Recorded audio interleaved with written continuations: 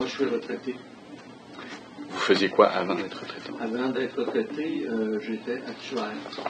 C'était actuaire. Ça fait que moi, je travaillais surtout dans le domaine des fonds de pension.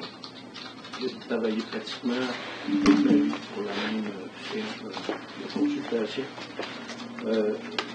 J'avais passé toute la série d'examens. Ça fait que je suis fellow de la Society of Actuaries, qui est l'organisme américain qui régit la profession, fellow aussi de l'Institut canadien des actuaires.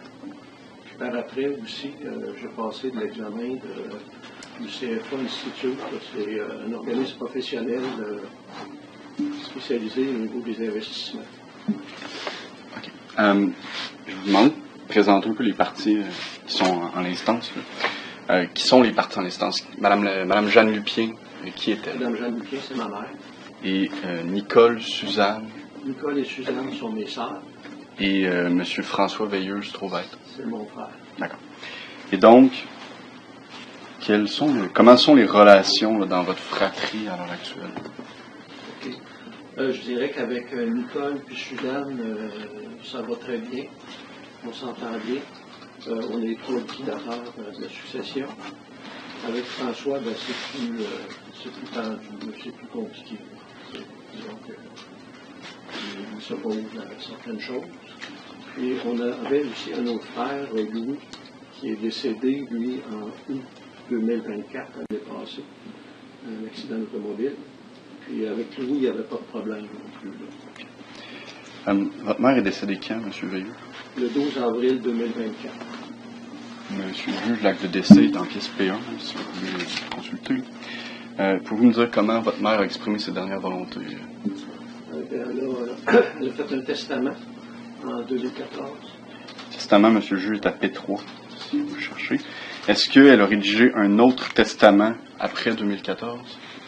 Non, parce que la notaire a procédé à des recherches testamentaires, il n'y avait pas d'autre testament. Est-ce que le testament de votre mère a fait l'objet de quelconque contestation jusqu'à présent? Non. Vous m'avez dit que vous étiez les trois liquidateurs, donc qui s'occupe de l'administration et de la liquidation de la succession? C'est moi. OK. Quand vous dites que vous êtes liquidateur, pouvez-vous me parler des différents professionnels qui vous accompagnent dans cette administration? Il y a maître, c'est Marie-Hélène Roux, de l'étude de Notera à Nicolet. D'accord. Est-ce que vous avez des gens qui vous accompagnent au niveau financier? Qui accompagne? Est-ce qu'il y a des gens, vous m'avez parlé d'une conseillère financière, là, mais... En fait, les placements de ma mère étaient chez RBC Placement Direct. Puis, on les a transférés dans un compte de succession avec la Caisse des Jardins à Nicolet. On a fait ça en septembre 2024. D'accord. Ça a été très compliqué. Pouvez-vous me dire quand vous avez rencontré la notaire, Mme Maître Roux, pour la première fois? OK. On l'a rencontré la première fois, c'était le 29 août 2024. Puis on n'a pas pu la rencontrer avant parce qu'on n'avait pas de certificat de décès du registraire d'état civil. Et suivant cette rencontre-là, qu'est-ce que vous avez demandé à M. François Veilleux? Okay. Suivant la rencontre, on a demandé à François de quitter la maison. Ça fait qu'on lui a envoyé une lettre recommandée signée par les trois liquidateurs. Une lettre qui est datée je pense que c'est le 3 septembre. Ça fait que donc, lui doit l'avoir reçu 2 jours après. C'est ça. Okay. En fait, j'aurais peut-être dû on lui demandait de quitter pour le 1er novembre. J'aurais peut-être dû mettre le contexte. Là. Vous habitez la maison qui est à Sainte-Monique depuis quand, M. Veilleux? Depuis 2013. En 2013, moi, j'ai pris un genre de pré-retraite. J'ai pris ma retraite finale en 2016. Mais en 2013, c'est ça, en prenant une pré-retraite comme ça, moi, je voulais revenir dans la région. Et ma mère m'a demandé de vivre avec elle, ce qui lui permettait de conserver la maison. Elle a pu demeurer dans la maison jusqu'en 2022. Et est-ce que vous vivez seul dans la maison? À ce moment-là, à partir de 2013, je vivais là avec ma mère. Puis en 2022, le 31 mars, elle a dû quitter à cause de son état de santé. À ce moment-là, je vivais seul dans la maison. Et en novembre 2023, à ce moment-là, François est venu habiter dans la maison. Pourquoi est-ce que François est venu? Il est venu habiter dans la maison parce que il n'y avait plus d'appartement. En fait, au début septembre 2023, on avait appris que, en fait, on n'avait plus de nouvelles de lui depuis quelques semaines. Donc, il y a deux de ses amis qui sont allés le visiter, deux de ses amis de filles qui sont allés le visiter. Puis là, ils ont vu que lui, premièrement, était en très mauvais état de santé. Et l'appartement était, une grande partie de l'appartement était inondée. Il y avait des excréments qui flottaient, il y avait une senteur absolument épouvantable. Fait qu'ils ont fait venir l'ambulance. Puis là, il a été hospitalisé. Puis c'est sûr que suite à ça, le propriétaire voulait plus qu'il demeure là. Ça fait qu'il a fini par aboutir chez sa mère. D'accord. Donc, vous m'avez dit à quelle date à ce moment-là? Novembre 2023. OK. Et est-ce que depuis ce temps-là, il habite toujours là? Oui, pour vous, c'est ça. Sauf qu'il a été hospitalisé à quelques reprises. Pouvez-vous me parler de la succession? Qu'est-ce qui compose la succession? OK. Ce qui compose la succession, c'est des placements. Il y en avait pour à peu près 1,1 million, là, pour parler grosso modo. Et il y a aussi la maison. La maison qui avait été évaluée l'été dernier. Et l'évaluateur est arrivé avec une valeur de 325 000. Ce qui était un peu surprenant pour une maison comme ça. Mais il nous a expliqué, premièrement, il est situé à Sainte-Monique. À Sainte-Monique, il n'y a pas de service. Ce n'est pas un endroit où les gens cherchent à vivre. Deuxièmement, la maison est très grande, donc elle coûte très cher d'entretien. Puis troisièmement, la maison, moi je dirais ça, elle n'est plus au goût du jour, si on veut. Elle a été bâtie en 64, 65. Puis les gens aujourd'hui, ils recherchent d'autres choses dans une maison. En fait, c'est une maison qui est, moi je dirais ça, décorée un peu comme dans les années 80. Donc, il serait pertinent de la mettre au goût du jour. Je comprends. Si on voulait la vendre, il serait pertinent de la mettre au goût du jour, si je comprends bien. Si on voulait la vendre. Il serait pertinent de la mettre au goût du jour, cette maison? Ça serait mieux. Mais peut-être que la mettre au goût du jour, ça coûterait plus cher que l'augmentation de prix qu'on pourrait avoir. Qui s'occupe de l'entretien de cette maison-là? C'est moi qui m'en occupe. Et qu'est-ce que vous faites pour l'entretien? C'est moi qui dois payer les comptes. Quand il y a quelque chose qui brise, c'est sûr qu'une grande maison comme ça, il y a toujours quelque chose qui fonctionne pas. Comme récemment, on a fait venir le plombier parce qu'il y avait un évier qui coulait, il y avait une douche qui était bouchée, il y avait une toilette, on a soigné, marchait plus. Donc, il y a toujours quelque chose. Ça peut être l'électricien aussi qui vient de temps en temps. Qu'est-ce que François fait comme entretien dans la maison? Non, ça, il ne s'occupe pas de ça. Mais ce qu'il fait, par exemple, cet hiver, il pelletait un peu l'entrée. L'été, il pouvait ramasser des branches sur le terrain, parce qu'il y a quand même quelques arbres. Ça fait des petites choses comme ça. Est-ce que vous avez de l'aide pour faire ces tâches ménagères-là, autre que François? Oui, pour en revenir aussi, oui, il y a une dame qui vient pour faire du ménage le jeudi avant-midi. Et cette dame-là, elle travaille pour la coopérative de la maisonnée à Nicolet. Puis, justement, jeudi dernier, moi, j'étais chef d'arrêt. Je suis revenu chez moi vers 10 heures à peu près. J'ai dit à François, où est-ce que Nancy est? Je la vois pas, il dit, elle travaille dans une pièce. Moi, je suis allé dans le bureau pour m'occuper des rapports d'impôts et tout ça. Puis là, je reçois un téléphone de la coopérative de la maisonnée. La dame au téléphone m'a dit, Nancy est allée faire le ménage. Au bout d'une heure et demie, elle est partie. Elle n'en pouvait plus de l'odeur pestilentielle qu'il y avait dans la chambre de François. Odeur qui s'était répandue dans la maison depuis quelques jours. Là. J'avais beau ouvrir les fenêtres, là, puis, ça passait pas, mais là, ça s'est pas mal amélioré. Est-ce que c'était la première fois que ça arrive? Est-ce que les odeurs, c'est un problème? Non, les odeurs, c'était pas la première fois. Puis c'était pas la première fois que j'avais un téléphone de la maisonnée. Avant, il y avait une autre dame qui venait. Puis, à la maisonnée, on m'avait rapporté qu'elle se plaignait de la malpropreté de François. Puis aussi, la madame qui vient actuellement, Nancy Aubin, qu'elle s'appelle, elle s'était déjà plainte à la maisonnée de la malpropreté de François. Puis là, il y avait des choses qu'elle ne voulait pas faire. Puis, je ne la blâme pas, la madame, je la comprends. Dans quel état diriez-vous que la chambre et les pièces qu'occupe François se trouvent? C'est dans un état assez, moi je dirais ça, assez à l'envers, si on veut. Puis, c'est sûr, dans sa chambre, il n'y a vraiment pas une odeur très difficile à supporter. Par exemple, les tapis sont souillés, il y a des excréments dessus, de l'urine.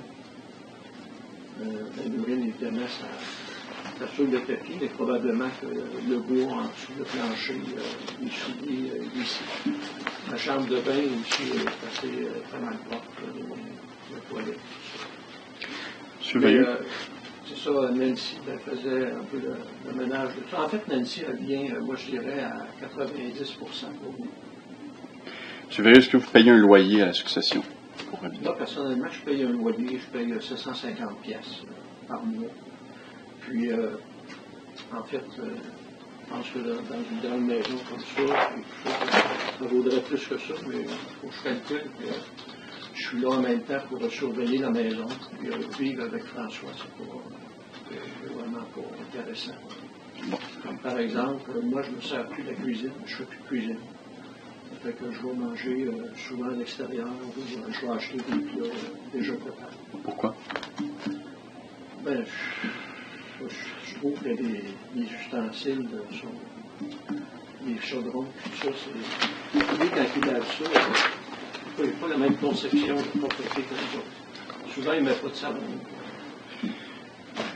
Est-ce que François. Il reste des particules de nourriture. Est-ce que François paye un loyer à la succession? Non, il n'en paye pas. Je pense que. Moi, ce que je lui ai demandé de payer, les frais de la maisonnée, ça représente à peu près 300 pièces par mois, c'est d'en payer la moitié. Ensuite, Sogetel, donc téléphone, télévision, Internet, j'ai demandé d'en payer la moitié. Puis il en a payé la moitié, mais depuis février, là, il a arrêté. Je crois qu'on a bien compris la situation de l'occupation de la maison. Je vais passer sur l'historique de François que vous connaissez. Vous allez voir, monsieur le juge, je vous réfère à la pièce P10. En fait, avant ça, je vais vous référer à la pièce P9. Pouvez-vous m'expliquer ce qui s'est passé le 5 mars dernier? Donc, le 5 mars dernier, moi, j'ai appelé le travailleur social Steve Sawyer, qui s'appelle, parce que je trouvais que François était vraiment en mauvais état. Vraiment en mauvais état physique. Là, je craignais pour lui. Ça fait que lui, il est venu. Puis, dans l'après-midi, moi, j'ai dû m'absenter. Dans l'après-midi, il m'a téléphoné. Puis là, il m'a dit, je suis allé voir François, puis il dit, j'ai appelé l'ambulance. L'ambulance est venue chercher. Ça fait que le soir, j'ai pris une photo de sa chambre. Puis ici, du corridor, si on veut, entre sa chambre et la salle de bain. Puis on voit qu'il y avait des excréments au sol, là, qui ont été enlevés. Là, il restait à nettoyer le téton. Bon. Maintenant, je vous référerai à la pièce P10. Est-ce que vous pouvez m'expliquer, me parler de ce que je vais appeler le saccage d'octobre 2021? OK. En octobre 2021, on a appris que François avait été hospitalisé et que son appartement avait été saccagé. Ça fait que moi, j'ai téléphoné à la police municipale à Trois-Rivières, puis ils m'ont donné rendez-vous à l'appartement. Donc, je suis allé voir ça avec le policier.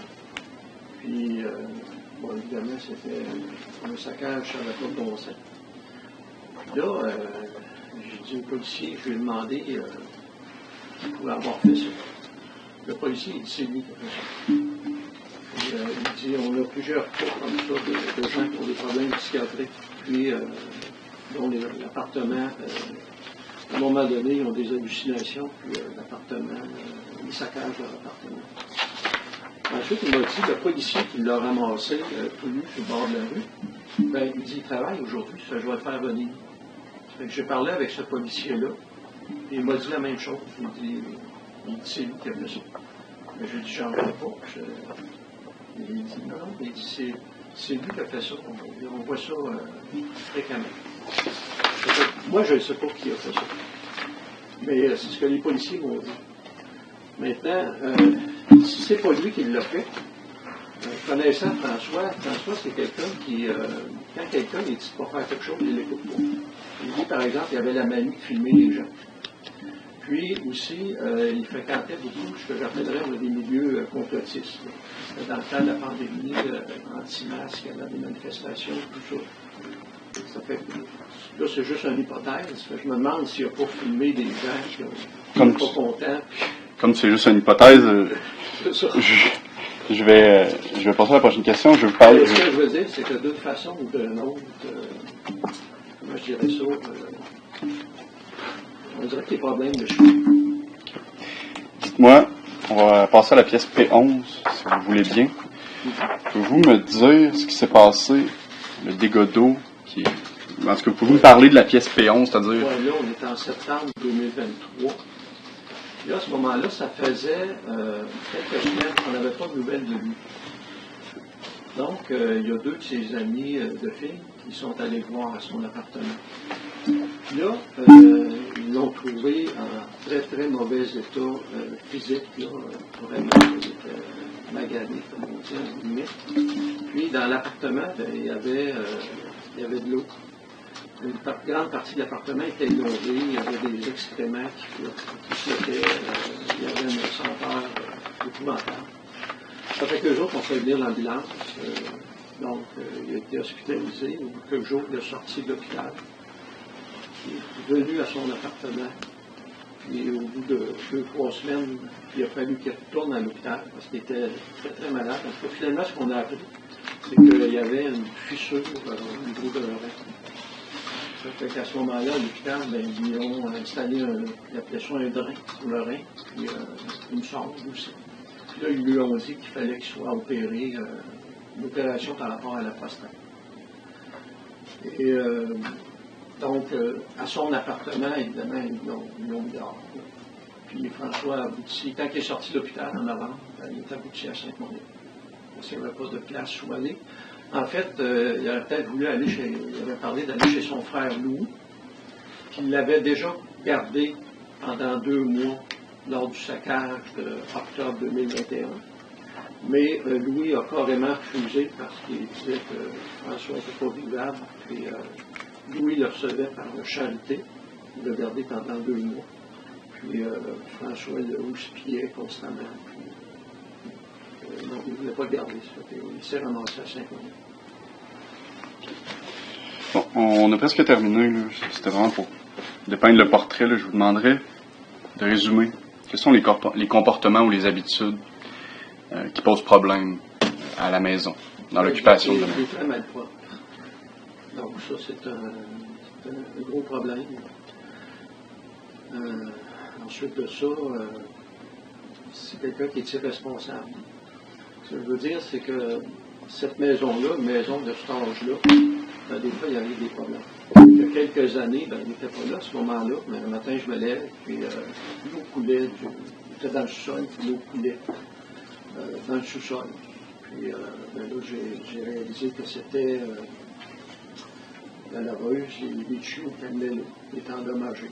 Ça fait qu'on arrêter l'eau, puis peut-être oublié tout ça. Mais lui, quand je regarde ce qui s'est passé par rapport à ses appartements auparavant, ça me fait craindre. Que, par exemple, moi, j'ai été hospitalisé du 20 mars au 25 mars, j'ai eu une chirurgie. Puis, j'ai passé 2 semaines chez ma soeur pour convalescence, si on veut. Puis à ce moment-là, ma sœur allait régulièrement voir la maison, comment elle était, s'il y avait des problèmes. Par exemple, à un moment donné, la hotte du poêle ne fonctionnait plus. François, il n'est pas capable de s'occuper de ça. Il m'a demandé de m'en occuper. Moi, je m'en suis occupé. À un moment donné, il fallait changer le micro-ondes. Ça, je m'en suis occupé.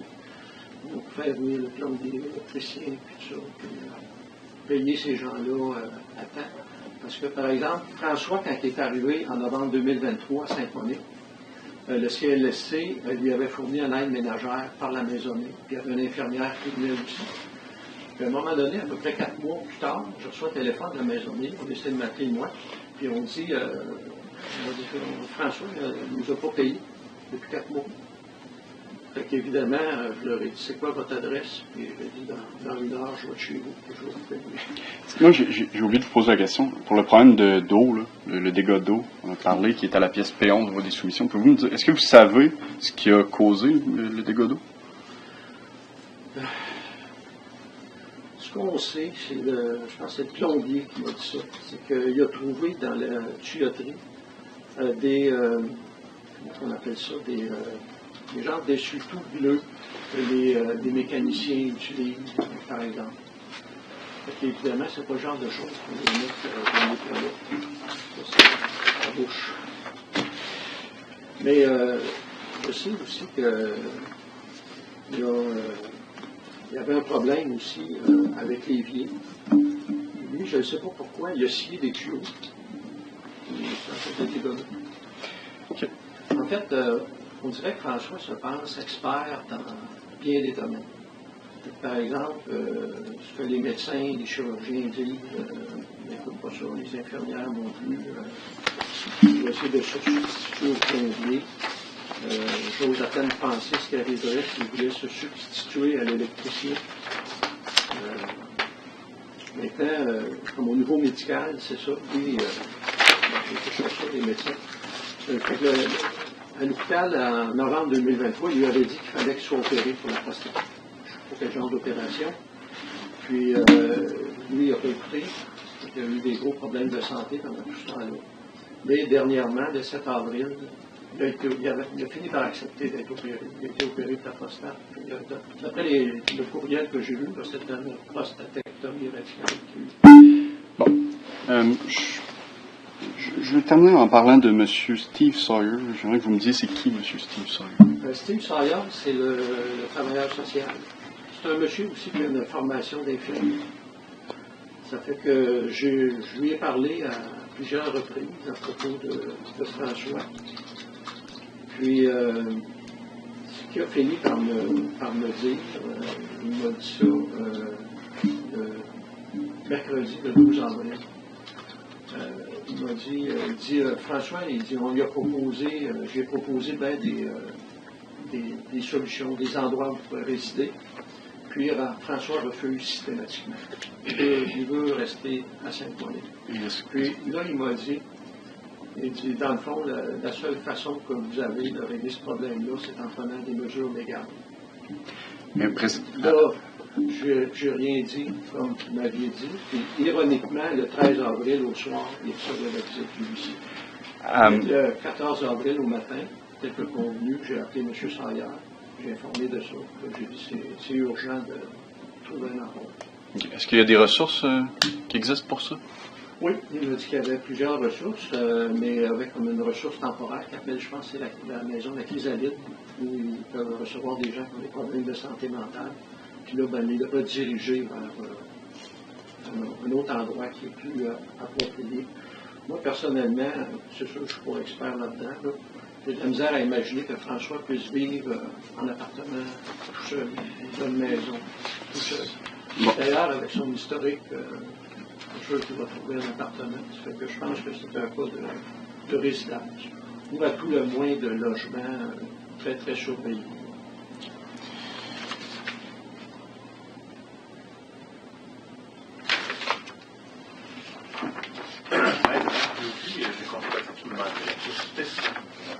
Vous n'avez pas la pièce P100? Ah oui, c'est la déclaration d'hérédité? C'est la déclaration d'hérédité pour la succession de M. Louis Veilleux, le frère. Elle est pas... Il me semble que je l'ai vu, Ah, ok. mais elle n'est pas déposée dans les pieds. Non? J'en ai certainement une copie, là, si vous le souhaitez.